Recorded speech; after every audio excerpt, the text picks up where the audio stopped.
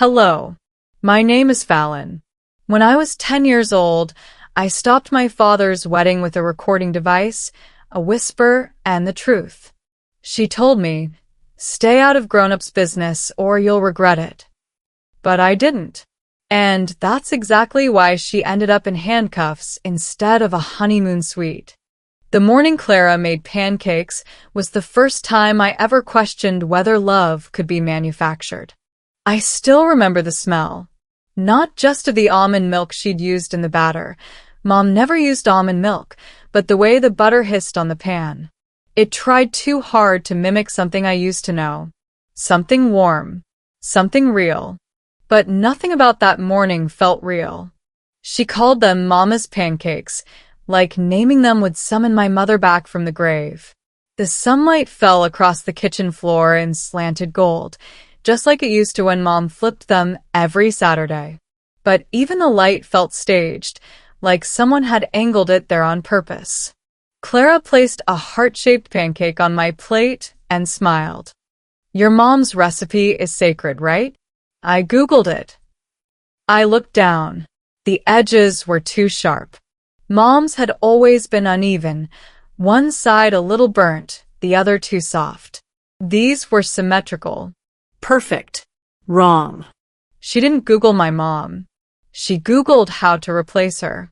Dad sat beside me, grinning like a man reborn. "Isn't she wonderful?" he said, gesturing at Clara like she'd baked sunlight. I didn't answer. My throat felt coated in syrup, thick, sticky, impossible to swallow. I pushed the pancake with my fork. It didn't bounce back. I should have known then. But I was 10 and still believed love was a thing you could taste. That's where it all started. Later that morning, I sat on the back porch, spinning my bracelet between my fingers. The one Mom gave me.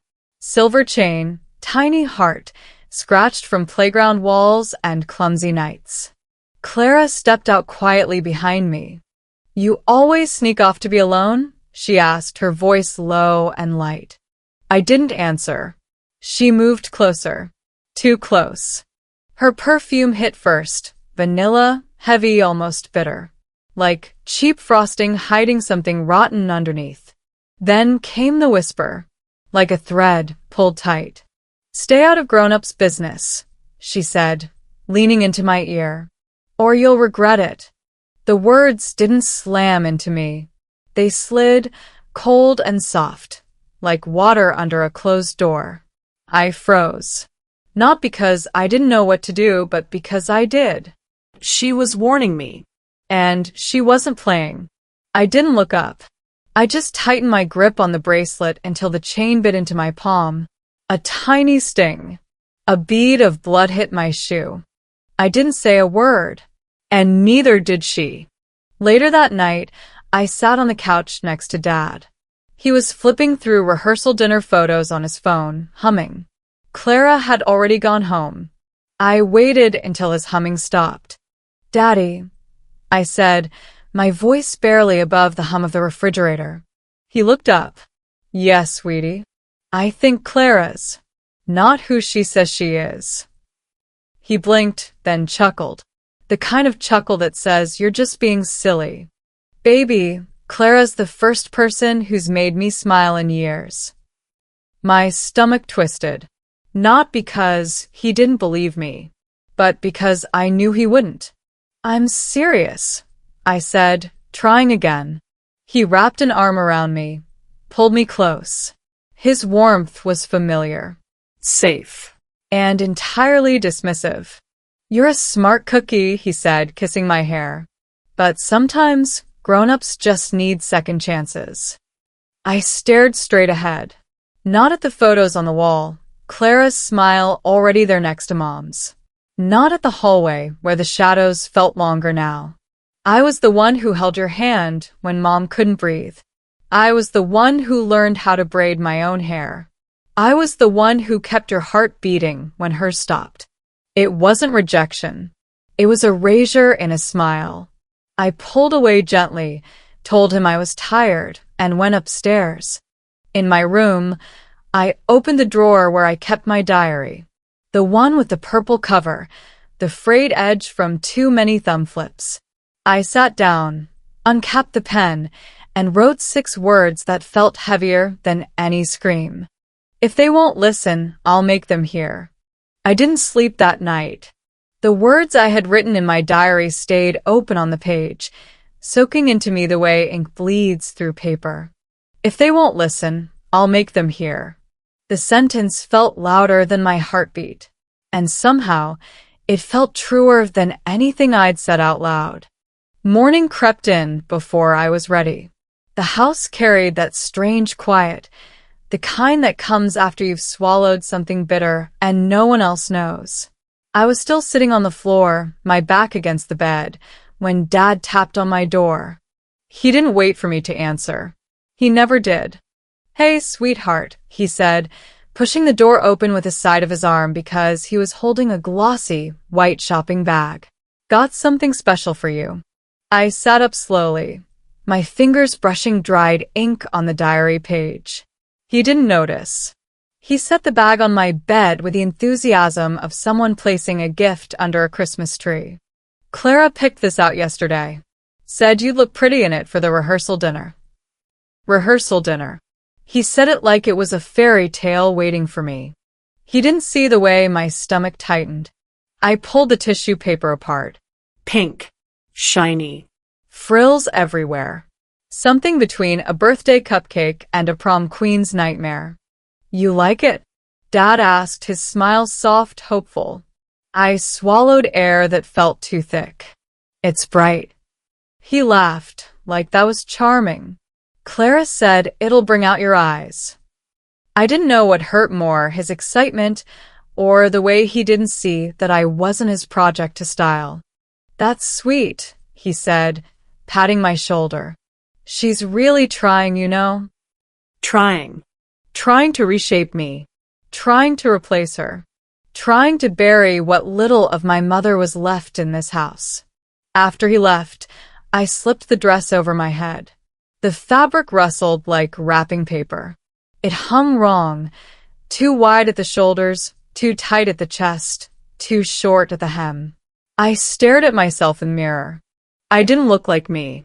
I looked like the daughter Clara wished I were. Looking back now, I should have seen it coming. But at 10, all I saw was a girl trapped inside someone else's story. That's where the day shifted. Later that night, after Dad went to bed, I tiptoed downstairs. I didn't turn on the lights. I didn't need them. I knew the way to the TV stand by memory, by all the nights Mom and I had curled up on the couch with popcorn and old VHS tapes. My hands drifted to the box labeled Family Movies. I pulled out the tape with Mom's handwriting on it. Fallon's 4th birthday. The sound clicked softly as I pushed it into the player. The screen flickered. Then her voice filled the room. Warm. Unmistakable. Mine. I felt something inside me loosen, like a knot untying. Then the living room light snapped on. "What are you doing up?" Clara's voice drifted in behind me.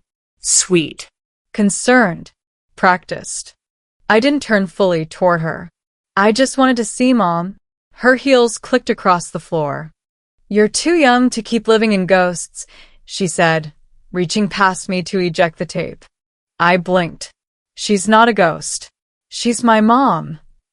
Clara held the tape between her fingers like it was something fragile and outdated. Then let her go. It's unhealthy to dwell on someone who's not coming back. The sentence sliced through me in a way she would never understand. In that moment, I realized even the dead weren't safe around her. Before I could speak, she flipped the light switch. The room collapsed into darkness. The screen went black, and I felt something inside me fall with it. I didn't know what was waiting for me next. The next evening, I walked past the kitchen and stopped at the doorway. Clara's voice carried through the half-open back door. Not the sweet one she used when Dad was around. This one was sharper, colder, businesslike. "No, Jackson," she said, irritated. "It's all moving as planned. The insurance policy is already adjusted. insurance, policy, adjusted. My breath caught in my throat. It'll happen after the cabin, she continued. Coffee. Second morning. He'll die happy. My legs weakened beneath me. The floor swayed. Coffee. Second morning. D. I clamped a hand over my mouth, not to silence a scream, but to trap the truth inside me so it wouldn't spill out before I understood it. She wasn't marrying my father. She was preparing to bury him. I stepped backward, slowly, quietly, until I reached the hallway table where the emergency phone was kept inside a drawer. The old one Mom made sure I had just in case. My fingers shook as I powered it on. I didn't hesitate. Not this time. I hit record. The red light blinked. My hand trembled. But the recording captured everything. I pressed stop on the recorder and held the phone to my chest. My heartbeat was loud enough to drown out every thought that tried to rise above it. For a full minute, I didn't move. Just sat there in the dim hallway, knees pulled into my chest, like the walls around me had ears, and Clara could hear the thoughts crawling through me. The recording existed. It was real. The words were real. And if they were real, then so was the plan. I didn't cry. I didn't run. I stood up slowly, like someone twice my age, and walked back to my room. My fingers went straight to the old jewelry box Mom had given me on my 8th birthday. It still smelled faintly of vanilla lotion. I lifted the velvet bottom and placed the phone underneath, careful not to touch the wrong edge, like it might erase itself if I blinked too long. These weren't just words. They were countdowns. To a wedding. To a death. I scribbled the transcript by hand, Clara's exact phrasing, onto notebook paper torn from my school binder. I underlined the word coffee twice. Second morning. Cabin. Life insurance. Every syllable sounded like a ticking clock. That night, I lay in bed without pulling the covers over me. I stared at the ceiling, trying to remember every detail of Mom's voice, how it curled when she said my name, how she used to call me Baby Bean when I was sad. She wouldn't have let this happen. She would have seen it. But she wasn't here. I was. And I couldn't afford to be a child anymore. I didn't know what was waiting for me next. The next morning, I walked through the house like a visitor. I wasn't looking at things. I was searching for what was missing. The framed photo of Mom and me at the park, gone from the living room wall. In its place, a professional shot of Clara and Dad at a wine tasting, laughing. Matching outfits. The hand-thrown mug Mom made in pottery class? Nowhere. Replaced by a generic one that said, Best Fiancé Ever, in swirly gold font. Her favorite curtains, the ones with the little embroidered stars, had been taken down too. New beige ones hung limp like sighs across the windows. It wasn't just her house now. It was her story. And we weren't in it. I walked past the bookshelf. Mom's gardening books had vanished. In their place were wedding magazines, bridal catalogs, color swatches. Like she'd dug up the roots and planted something plastic. I didn't say anything. I just stood there long enough for Clara to notice me from the kitchen. She was wearing Mom's robe, the deep plum one, stirring tea with the chipped spoon Mom refused to throw out. Smiling. That was when I knew it wasn't about replacing her. It was about erasing her. I turned around and walked away. My jaw tightened. I didn't even hear my footsteps on the floor. That's where it all started to shift. By the afternoon, I was in the backyard, heading toward the old garden shed Dad had promised to clean out next spring 3 springs ago. It smelled like mildew and memory. The cardboard boxes were crumbling. But I knew what I was looking for. The photo albums. The kind with peeling plastic sleeves and pages that smelled like old crayons. I pulled one onto my lap and flipped through it. Birthday parties. School plays. Dad's messy barbecue attempts. Mom's hand always in the corner of the frame, like she was always half in, half out of the picture. And then there it was. A funeral. I didn't know which one. Maybe a neighbor, maybe someone from church. But in the blurred background, near the casket, stood a woman in black with her hair pinned back. Not looking at the camera. Not looking at anyone. Clara. Not a maybe. Not a guess. Her face was younger. Her makeup lighter. But it was her. It wasn't a coincidence. It was a pattern. She had done this before.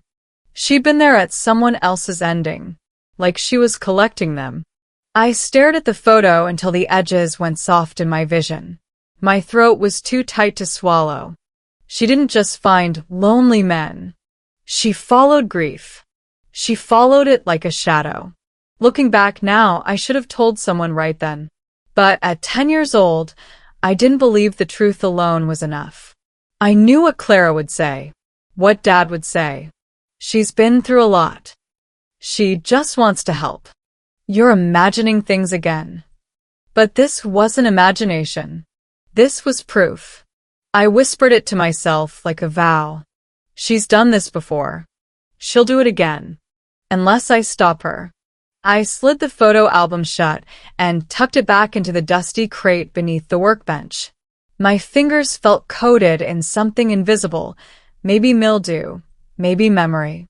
I walked back toward the house with lead in my legs and heat behind my eyes. I didn't let the tears fall. Not here. Not now. Inside, the house felt colder. Not from the weather, but from something deeper. A chill that started the day she moved in and kept spreading like paint over old wallpaper, covering everything. I stopped in the living room. The photo was gone. Mom's picture, the one where she stood by the river in her green sweater, hair windblown and laughing, had been taken off the mantel. In its place, Clara in her bridal gown, staring into the lens with a smile that didn't reach her eyes. The frame was silver. New. Too shiny. Too deliberate. It wasn't just the frame that changed. It was who the house was supposed to remember. I didn't speak. I didn't scream. I went upstairs, opened my closet, and pulled out the shoebox where I kept the only other copy of that photo. Then I taped it to the underside of my desk, the part no one ever looked at, just so someone still remembers. I didn't know what was waiting for me next. That night, I sat in my room with the lights off. Only the small lamp on my desk glowed, and even that felt like too much. I reached for the locket Mom gave me on my 9th birthday, the one I hadn't worn since the funeral. I unclasped it, opened the tiny hinge. Inside was a speck of folded paper I had never noticed before. I eased it out with trembling fingers. 3 words, etched in Mom's handwriting. Be brave. I stared at those words for what felt like forever. They weren't a memory. They were a command. She didn't leave me words. She left me a mission. Tears welled in my eyes. Not from sadness. From clarity. I slipped the recording's backup card into a zip pouch and tucked it inside my backpack. Then I laid the locket back on my chest and clasped it shut. It didn't just hang there. It anchored me. The next morning brought something unexpected. A knock at the door. Dad was out picking up flowers for the ceremony. Clara was in the kitchen, humming, wiping down countertops that weren't dirty. When she opened the door, a gust of spring air rushed in. "Mary," the woman said, hesitating. "No, I'm Clara. Can I help you?" The woman, dressed in an oatmeal sweater and brown slacks, blinked. Then her gaze shifted inside. She spotted me before Clara could block the doorway. "Oh." "Sorry," the woman said. I thought, never mind. I was looking for Fallon's mom. "I'm Louise Bradley. We used to teach together. I just moved back and wanted to stop by." Clara's smile thinned. "Fallon's mom passed away," she said softly, hand on her chest. Louise nodded. Her face changed, not in sadness, but recognition. She tilted her head and looked at Clara again. Have we met before? She asked slowly. You look familiar. Did I see you at Dave Miller's funeral? Few years ago. Clara's smile didn't budge, but the rest of her froze. I doubt it, she said too quickly. Louise held the gaze a second longer. Huh. Maybe I'm mixing you up. Clara laughed. It sounded like a door slamming. Happens all the time. They exchanged a few polite lines, and then Louise left with a wave. I stood behind the hallway wall, heart pounding like a drum in a too small space. She'd been haunting widowers longer than I'd been alive. That night, after everyone was asleep, I turned on Dad's old desktop and pulled up the local obituary archive. I typed Dave Miller. Heart attack. It popped up immediately. Survived by 2 children. Spouse deceased. Fiancé at time of passing. Name withheld by request. No photos. No mention of foul play. I closed the page and sat in silence, listening to the house breathe. A different man. Same ending. Same silence. Sudden heart attack. Spouse deceased. I didn't move from that chair for a long time. The glow from the computer screen faded, casting a faint halo around my face. But I felt nothing holy. Just cold. The kind that starts in your chest and travels outward, one organ at a time. The facts were stacking up like tombstones. Clara wasn't unlucky. She was practiced. And she wasn't marrying my father for love. She was planning to survive him. I left the browser open, just in case I needed to show it. Then I did something I hadn't done in weeks. I closed my door, climbed onto my bed, and just stared at the ceiling. Morning didn't feel like a beginning anymore. It felt like a warning. From the safety of my blanket cocoon, I heard her voice float through the air again, sing-song sweet and utterly false. She was on another phone call. I rolled onto my side, holding my breath, and crept toward the cracked doorway. Once we're married, the house, the insurance, it all rolls into my name. No loopholes. She wasn't whispering, not even trying to hide it. She didn't say if. She said once. As if death were a wedding favor. I tiptoed backward, pressed my hand to my heart, and stood there until the heat in my chest turned solid. Then I walked over to my desk and wrote the sentence that hardened my spine. She's not lying. She's planning. I didn't know what was waiting for me next. That night, when the house finally slept, I reached for Mom's locket again. My fingers brushed over the worn clasp, familiar and warm. I opened it slowly, read the words once more. Be brave. I held it like a compass. This wasn't just about my dad anymore.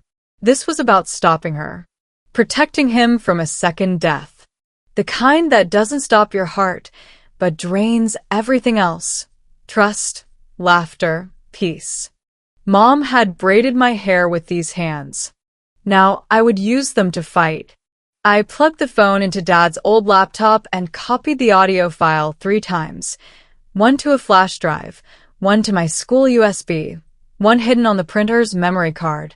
Then I opened my closet, grabbed the shoebox with my drawings, and tucked each copy in a different spot. One behind the old trophies. One in the sleeve of my winter coat. One in my backpack. If she tried to destroy it, again, I'd be ready. I whispered into the darkness. Let's see if she's ready for the daughter she overlooked. The next morning was unusually quiet. Clara was already in the kitchen, pouring coffee like she owned the kitchen, and everyone in it. I sat down, deliberately calm. She glanced at me, but didn't say much. I could feel her watching. I waited until Dad left for work. Then I stood by the counter, just close enough. You've been to more funerals than weddings, haven't you? Her back stiffened slightly. She turned slowly, smile rehearsed. Excuse me? I tilted my head, mimicking her own smile. I hope you brought the right dress for both. The silence between us could have broken windows. She held my gaze longer than I expected. Then, slowly, the corners of her mouth lifted. But it wasn't a smile. It was a dare.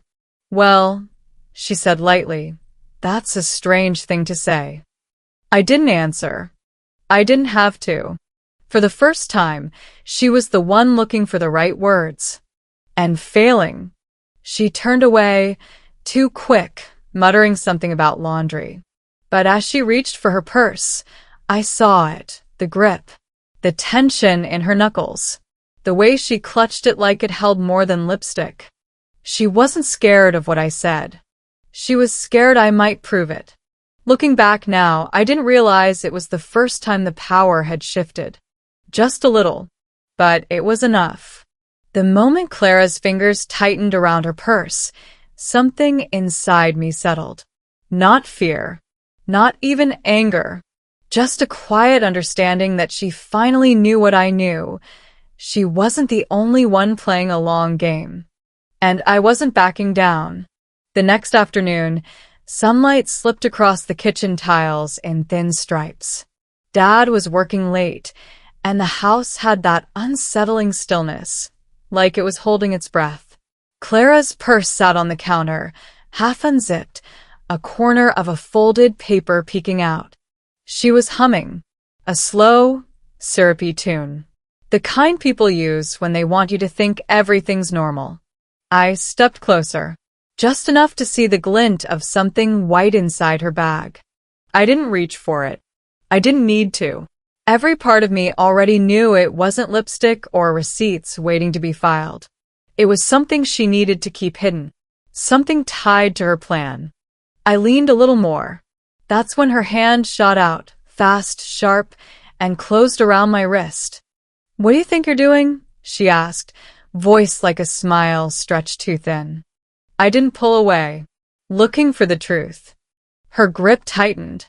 "And why would you think it's in my purse?" "Because I'm good at finding what's hidden." Her eyes flickered, just for a second, but it was enough to tell me I'd hit the mark. She let go slowly, fingers trailing off like she was brushing away dust. "It's rude to snoop, Fallon." Didn't your mother teach you that? The mention of my mother wasn't accidental. It was a knife disguised as etiquette.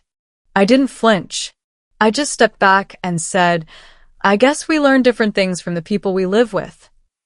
The line stopped her. She stared at me long enough for the air between us to thicken. Then she looked away. That told me everything. She wasn't angry I snooped. She was angry I was close. I walked out without rushing. The house felt warmer behind me, like the walls themselves had shifted in my direction. I didn't know what was waiting for me next. Later that day, I went to my room and found the emergency phone on the floor near the bathroom sink. Wet. Dripping. The screen dark. The breath left my body like someone opened a valve inside my chest. I picked it up, shaking as water dripped down my arm. I removed the back cover and rubbed everything dry with the corner of my pillowcase, whispering, "Please work, please work." But the screen stayed blank. If she can destroy proof, what else can she erase? I looked at the mirror and saw a girl with determination instead of tears. Something nudged my memory. I reached for Mom's locket around my neck, popped it open, and felt the small backup drive tucked safely inside the lining. Still dry. Still safe. She drowned the phone, but she didn't drown the truth. I whispered, "You tried to drown the truth, but I'm still breathing." The words steadied me. That evening, while Clara was upstairs resting, I crept into Dad's office. The floor creaked under my socks, but the house was old enough for that to blend in. I closed the blinds halfway and turned on the desk lamp. Just enough light, not enough suspicion. I printed the transcript I had written the first night I recorded her. The words spilled out of the printer like confessions. Coffee. Second morning. Insurance. No loopholes. I folded the papers and hid them. One under the couch cushion Dad always sat on. One in his desk drawer beneath his checkbook. One under the piano bench, Mom's piano, the one Clara never touched. I moved quietly, efficiently, like a child who'd been forced to grow up all at once. The house wasn't hers yet, but the war for it had started. I was smoothing the third envelope under the piano bench when I heard a footstep behind me. Busy little bee, aren't you? Clara's voice floated through the room, smooth as glass, but sharp underneath. I turned slowly, keeping my hand behind me. The envelope stayed hidden against the wood. She leaned on the doorframe, arms crossed. What are you up to, sweetheart? Her voice tried to sound warm, but her eyes betrayed the cold underneath. I smiled, not sweetly, not innocently, just enough to meet her tone without matching her falseness. Just preparing for the wedding. Her jaw tightened, barely noticeable, but I caught it. She stepped closer, scanning my face, as if searching for fractures. You know, she said softly, sometimes children misunderstand things. They imagine monsters where there are none. I tilted my head, and sometimes monsters pretend to be brides. Her breath hitched. A tiny sound, but I heard it. That tiny sound was the first crack in her mask. She walked away without another word, but her steps were heavier than usual, like she suddenly felt the weight of her own shadow following her. I stayed where I was, hand still pressed against the hidden envelope. My heartbeat steadied. She wasn't the only one preparing for the wedding. The house was too quiet for a night before a wedding. No laughter. No clinking of glasses. Just the heavy creak of old wood and the low hum of danger I'd grown too familiar with. She passed me in the hallway at dusk, walking from her room toward the kitchen. I was leaning against the wall, not hiding, but not moving either. Clara didn't slow down when she passed me. She didn't glance my way. Maybe she thought ignoring me would make me disappear. But she didn't know the phone in my pocket was recording. I had pressed the button the moment I heard her steps. Pure instinct now. Her voice drifted past me like fog.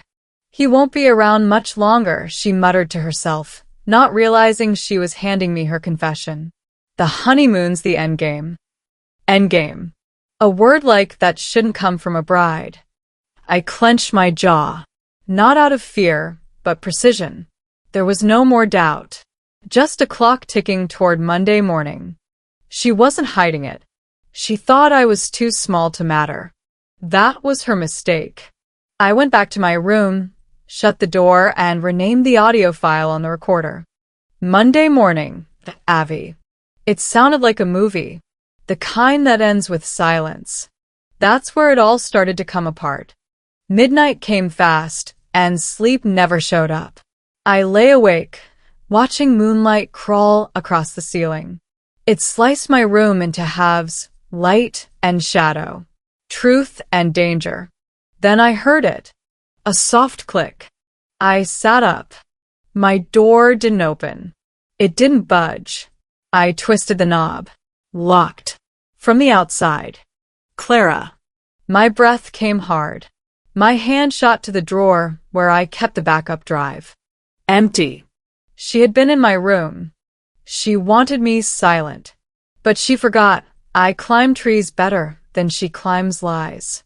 I took a deep breath, pulled my comforter to the floor, and tied it to the leg of my desk. A makeshift rope. I opened my window, glanced down at the garden below.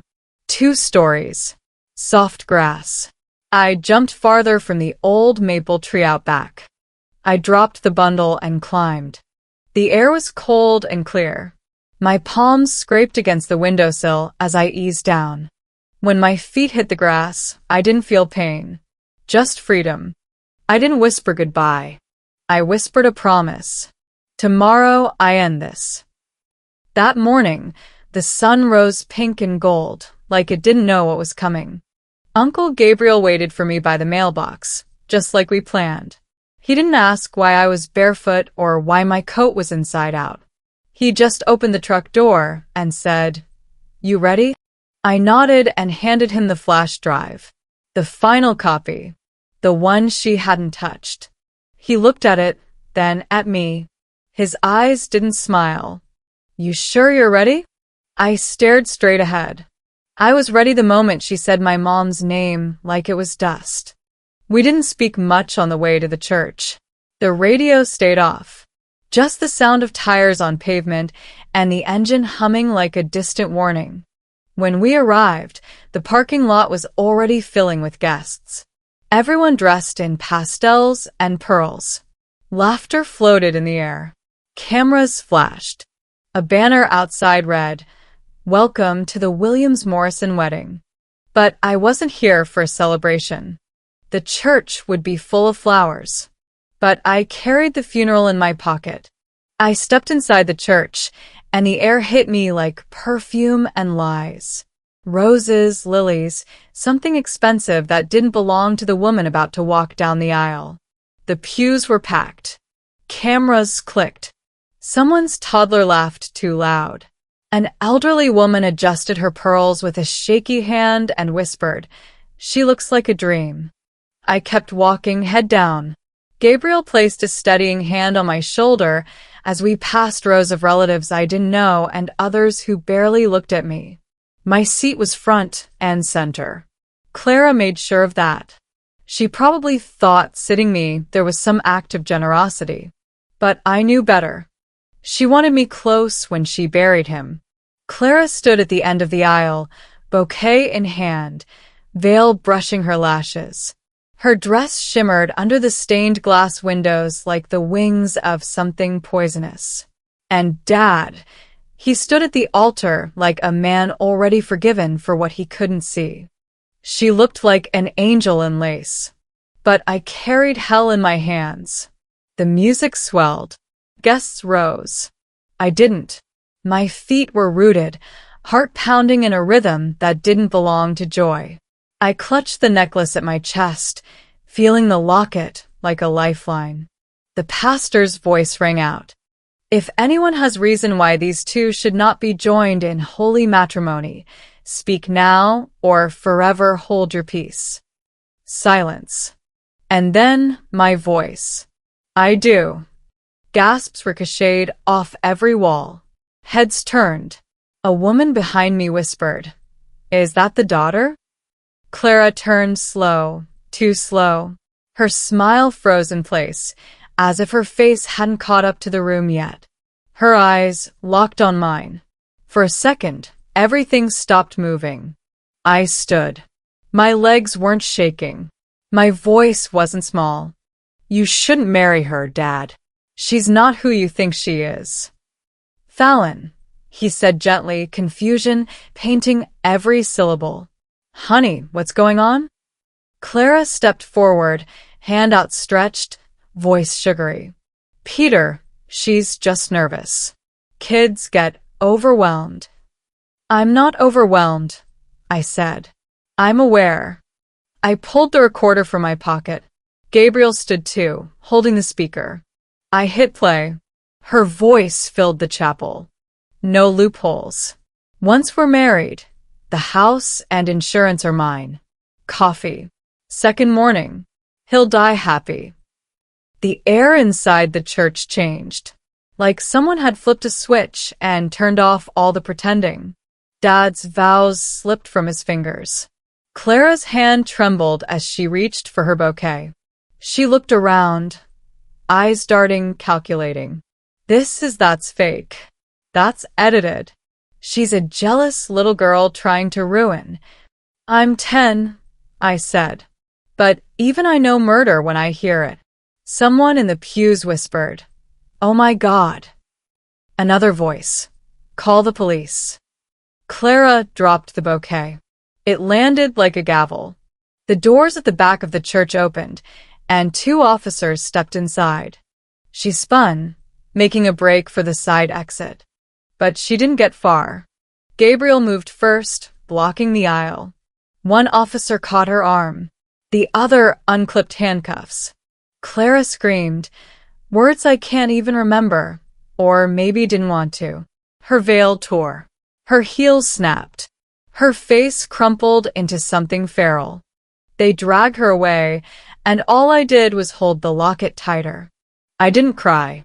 I didn't flinch. Because I knew this wasn't a victory. It was survival. Outside, the world looked too bright, too clean for what had just happened. Dad sat next to me on the church steps, hands trembling. I didn't see her, Ratch, he whispered. I didn't see you. I didn't look at him.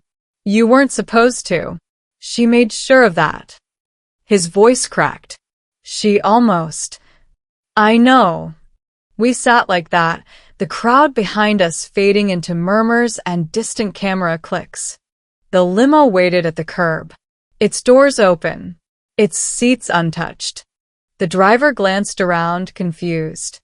The car meant for a honeymoon was about to drive away. Empty. The next week passed like a blur with jagged edges. No celebration. No honeymoon. No just married, laughter bouncing off the walls. Just boxes, quiet footsteps, and a house full of air that felt heavier than anything we could pack away. The kind of aftermath you don't clean, you just learn how to live around. Dad and I packed her things in silence. Not out of anger, out of exhaustion, out of the strange, bitter clarity that comes from finally seeing someone's true face and still having to fold their clothes. Her sweater still smelled like vanilla. Her dresses, like ambition bottled up and worn like armor. I found notebooks tucked between bookshelves, each one filled with neat calligraphy quotes about second chances, redemption, grace. The kind of things you write when you're building a mask, not a life. But it was under the mattress where the truth finally broke through. A large manila envelope, sealed in red tape. I didn't call for Dad right away. I just stood there, holding it like it might bite, like it might hiss. Inside were 5 fake IDs. Different names. Same photo. Same woman. Tucked beside them, forged insurance documents, out-of-state life policies, and a list, handwritten in blue ink, of dates and addresses. Our house was the last one on the list. I brought it to the table. Dad sat down slowly, his hands trembling as he took the pages, reading them like puzzle pieces from a picture he'd been too scared to finish. He stared down for a long time. How close I was, he whispered, voice thin, to thanking the woman who nearly killed me. I didn't reach for him, didn't say, "It's not your fault." Because part of it was. She studied your loneliness like a blueprint, I said. His shoulders sagged. He didn't argue. Looking back now, I think forgiveness sometimes happens in the spaces where words don't go. In the stillness after the worst truth has already been named. It wasn't grace that kept me in that chair next to him. It was choice. To stay. To witness. To not flinch. That's where it all started again. Later that afternoon, I found myself reaching for Mom's old recipe box. I hadn't opened it since before Clara entered our lives. The box was worn, wooden edges frayed, lid slightly chipped. I ran my fingers along the curled index cards, cookies, casseroles, Sunday pies, each one a small relic of stability that used to mean something. I flipped through slowly. Then I noticed it.